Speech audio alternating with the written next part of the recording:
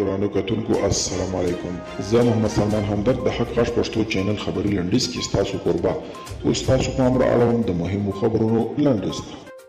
د افغانستان ملي دفاع وزارت مرستیال شاه محمود میاخیل وایي چې د ناټو غوث ملاتړ د CSTC ادارې شاوخوا 450 نوي هموي پوځي موټر 80 میلیونه بېلابېل ډول مرمۍ د شپې دوربینونه او نور تجهیزات د ملي دفاع وزارت په کابل او کندهار کې وسپارل. افغانستان ته د پاکستان صادرات د تیر کال د ورته مودې په پرتله د روان مالی کال په لومړیو درې میاشتو کې 14.8 سلنه کم شوي.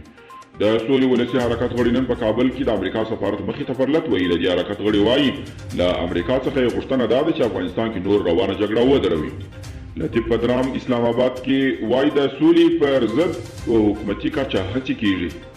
د بهرنیو چارو سرپرست وزیر علی فاطمه د کویت د بهرنیو چارو له وزیر احمد ناصر محمد صباح سره د دواړو هیوادونو ترمنځ د همکارۍ او تفاهم لیکونو په اړه ټلیفوني خبرې کړې دي. په دې ټلیفوني خبرو کې د کویت د بهرنیو چارو وزیر د افغانستان د سولې له پروسې ملاتړ څرګند کړ.